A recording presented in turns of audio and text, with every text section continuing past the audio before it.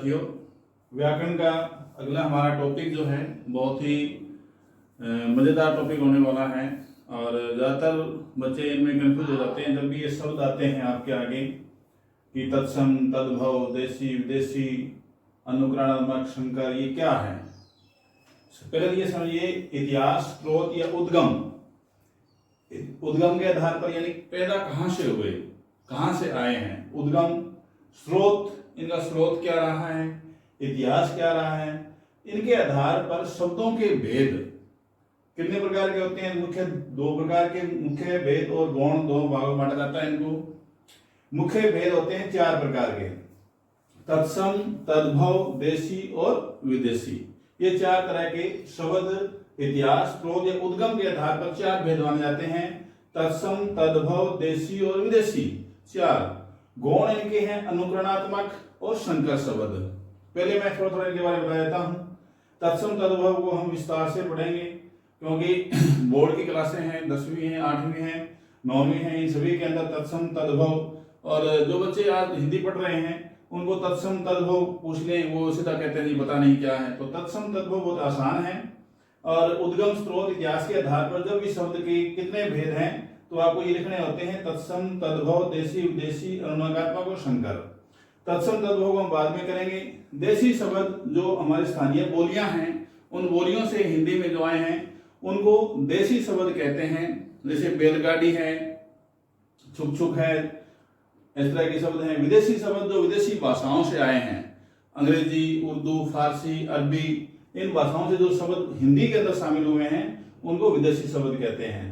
अनुकरणात्मक, आमतौर पे मनुष्य है चाहे जानवर है, वो अनुकरणात्मक, अनुकरण से कोई शब्द बनते हैं, यानी कोई ध्वनि का अनुकरण करके जो शब्द बनाया जाता है उसको शब्द बन जाता है।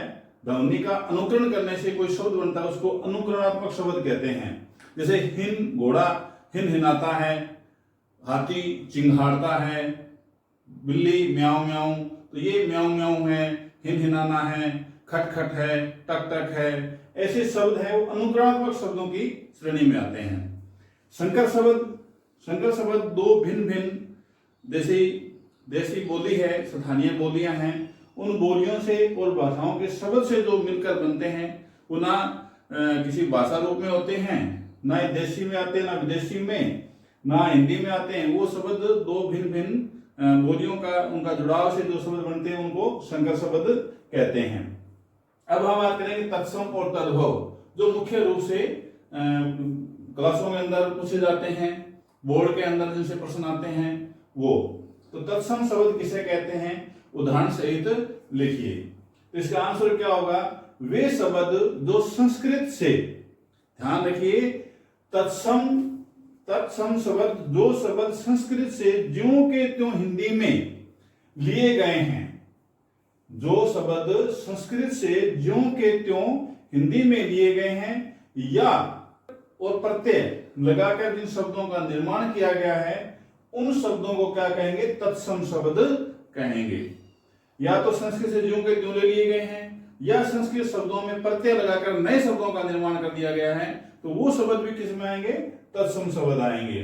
ध्यान रखिए, दो चीजें हैं, एक संस्कृत शब्द से, भाषा से हिंदी के अंदर ज्यों के त्यों उठा लिए गए, हमने प्रयोग करना शुरू कर दिया। दूसरा, संस्कृत शब्दों के प्रत्यय लगाकर हमने नए शब्द जो बनाए हैं वो भी किस में आएंगे, तत्सम शब्दों में आएंगे। ये बोर्ड की क्लासों में है, विद्यालय क्लासों में, उनके अलावा ये इस तरह के जो टॉपिक हैं वो कंपटीशन एग्जाम के अंदर भी पूछे जाते हैं। तो देखिए कौन कौन से, पुष्प, ग्राम, अहंकार, बालक, कन्या, आत्मा, ज्ञान, संयम, धर्म, ऐसे शब्द हैं। ये शब्द संस्कृत से हिंदी के अंदर ज्यों का ज्यों दिया। अब पुष्प शब्द है, पुष्प आज हम क्या कहते हैं, फूल। तो पुष्प क्या हो गया, संस्कृत में भी पुष्प कहते थे और हिंदी के अंदर भी इसको क्या कहते हैं, पुष्प ही लिखेंगे। ग्राम शब्द लिखते हैं हम, अगर ग्राम शब्द कहीं लिखा है, आपको दिख रहा है, तो ये कैसा शब्द है, ये तत्सम शब्द है, संस्कृत से ज्यों का त्यों हिंदी के अंदर आया है।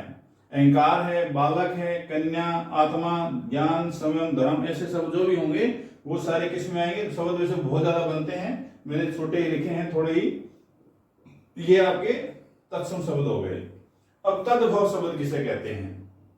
ध्यान से देखिए, तद्भव संस्कृत के वे शब्द जो प्राकृत, अपभ्रंश, पुरानी हिंदी आदि से गुजरने के बाद आज अपने बदले हुए रूप में हिंदी में प्रयोग होते हैं, उनको क्या कहते हैं? तत्सम। हमारी हिंदी का इतिहास क्या है? वैदिक संस्कृत, संस्कृत से वैदिक संस्कृत से आए संस्कृत, संस्कृत से पाली, पाली से प्राकृत, प्राकृत से अपभ्रंश, अपभ्रंश से खड़ी बोली, खड़ी बोली से आज आधुनिक हिंदी। ये हमारा हिंदी का स्वरूप है, इतिहास है, जहां से ये चली है। वेदों से चली वैदिक संस्कृत, वैदिक संस्कृत जब आम लोगों में पहुंची तो क्या होगी? संस्कृत, संस्कृत जब और आगे बढ़ी यानी कि आम बोलचाल में जब उसका प्रयोग होने लगा तो उसके रूप विकृत हो गए। क्या हो गया? पाली, फिर प्राकृत, फिर अपभ्रंश, अपभ्रंश से फिर खड़ी बोली और खड़ी बोली से आज आधुनिक हिंदी। तो ये इतिहास इन लंबे समय से गुजरने के बाद जो संस्कृत के शब्द थे वो क्या हुए? विकृत हो गए, यानी कि उनका उच्चारण दोष कह लो या लोगों की भाषा है उनमें बोलने में जो तकलीफ हुई उसके कारण, बहुत से कारण इसके हो सकते हैं रूप परिवर्तित होने के। अलग अलग क्षेत्र में अलग अलग चीजें हिसाब से इनके रूप परिवर्तित हो जाते हैं। तो संस्कृत से जो शब्द प्राकृत, अपभ्रंश या पुरानी हिंदी से गुजरने के बाद आज अपने बदले हुए रूप में हम उसको हिंदी में प्रयोग करते हैं तो उनको क्या कहेंगे? तद्भव। अब जैसे सात, शांप, कान, गांव, घी, दूध। अब सात है, सात को संस्कृत में क्या कहते हैं? यहां लिख देता हूं, संस्कृत में सप्त, संस्कृत में यानी कि तद्भव रूप, तत्सम रूप में इसको सप्त, यही सप्त तत्सम से तद्भव बना, क्या बन गया? सात। इसको सात लिखने लगे। अब सप्त, बहुत से ऐसे लोग होते हैं जो उच्चारण नहीं कर पाते, यानी कि उनको शब्द बोलना नहीं आया, वो सात बोलने लगे तो फिर क्या रूप विकृत हो गए? शब्द का विकृतित रूप हो गए, संस्कृत का क्या बन गया? सात बन गया। शाप किसका है? श्राप।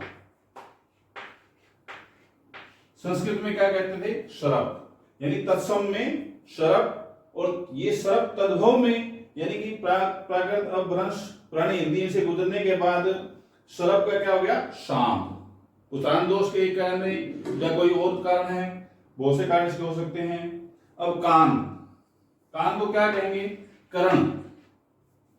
अब ये क्या था? पहले करण था, क्या था? करण। करण मतलब कान, करण, कान।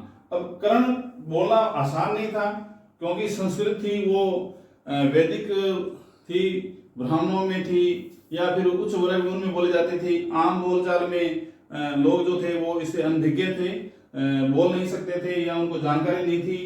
तो जब उनने उनसे सुना करण, वो बोल नहीं पाए या उच्चारण सही नहीं कर पाए, तो उस करण से उन्होंने क्या बन गया? उसका धीरे धीरे करते करते उच्चारण में करण से क्या बन गया? कान। अब गांव, जैसे यहां पर ग्राम है, तत्सम में क्या है? ग्राम। ये ग्राम शब्द ये भी इसी तरह से जब धीरे धीरे करते करते करते करते आम लोगों के बीच में पहुंचा तो ग्राम का क्या हो गया? गांव। ऐसे तरह घी, घी किससे बना हुआ है? यानी कि तत्सम रूप क्या होगा? घी का घृत, ये घृत था। अब तत्सम में या संस्कृत में इसको क्या कहते हैं? घृत। अब घृत शब्द बोलना बड़ा मुश्किल था। जो लोग कभी विद्यालय नहीं गए, जो कभी किसी ब्राह्मण से या फिर किसी विद्वान से पढ़े नहीं, उन्होंने सिर्फ उच्चारण से इन शब्दों को सीखा, तो उसके कारण घृत से वो घृत तो नहीं बोल पा रहे थे, लेकिन क्या हो गया? घी। और लंबे समय से इसका प्रचलन होने के कारण ये तत्सम शब्द यानी इसका घी प्रचलन में आ गया और इसका तद्भव रूप क्या बन गया? घृत का घी।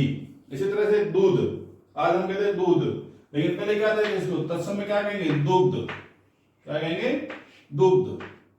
अब दुग्ध शब्द का संस्कृत का यानी तत्सम का, अब दुग्ध शब्द बोलना बड़ा कठिन है उन लोगों के लिए जो कभी कहीं पढ़े नहीं, कहीं गए नहीं, या किसी मदरसे में या किसी ब्राह्मण से या किसी उनसे पढ़े नहीं, तो वो सिर्फ उच्चारण से उनका धीरे धीरे करते करते वो रूप अपभ्रंश से आया, पाली में आया, प्राकृत में आया, खड़ी बोली में आया, तो उसका दूध शब्द को उच्चारण क्या करने लगे? दूध को दूध, और फिर ये धीरे धीरे प्रचलन में हो गया, यानी कि दुग्ध तत्सम से क्या बन गया? दूध तद्भव। तो ये तद्भव। इसी तरह से उष्ट, रुष्ट का क्या हो गया ऊंट, अशव का क्या हो गया घोड़ा। तो ये चीजें ऐसे इनका रूप विकृत हुआ और आज हिंदी के अंदर इनका ज्यों का ज्यों प्रचलन है। तो तद्भव शब्द संस्कृत के वे शब्द जो पाली प्राकृत अपभ्रंश या प्राणी हिंदी से गुजरने के बाद आज अपने बदले हुए रूप में हिंदी में प्रयोग किया जा रहा है, उनको क्या कहेंगे तद्भव। सात, सांप, कान, गांव, घी, दूध, घृत, उरुष्ट, अशव ऐसे शब्द हैं जो हम हिंदी के अंदर तद्भव रूप में उनका प्रयोग करते हैं। अब ऐसा क्यों करते हैं? क्योंकि हिंदी जो है एक बरगद वृक्ष की भांति है। जिस तरह से बरगद वृक्ष है उसके नीचे दूसरी वनस्पतियां हैं वो फलती फूलती हैं और उसी के अंदर समाहित हो जाती है, वैसे हिंदी के अंदर जो भी अलग अलग चाहे वो तत्सम है, तद्भव है, देशी है, विदेशी है, अनुक्रात्मक है, संकर है, अंग्रेजी है, फारसी है, उर्दू है, असंख्य ऐसे शब्द हैं जो हिंदी के अंदर समाहित है, हिंदी के अंदर ही प्रयोग हो रहा है। अनपढ़ से अनपढ़ व्यक्ति आज इंग्लिश बोलता है, इंग्लिश के शब्द प्रयोग करता है, लेकिन उनको पता नहीं होता। जैसे कोई स्कूल नहीं गया लेकिन वो क्या कहता है कि कहाँ जा रहे हो स्कूल, और स्कूल शब्द क्या है अंग्रेजी का, कहाँ जा रहे हॉस्पिटल शब्द किसका है इंग्लिश का। तो ऐसे हम इन शब्दों को हमारे जीवन दैनिक जीवन के अंदर ये घुल मिल जाते हैं और हमें उच्चारण के बाद इनका पता ही नहीं चलता कि हम कौन सा शब्द प्रयोग कर रहे हैं। तो ये हिंदी की अपनी एक खासियत है, जो भी जितने शब्द आए वो अपने अंदर समाहित कर लिए। तो आ गया होगा, स्क्रीनशॉट ले लीजिए और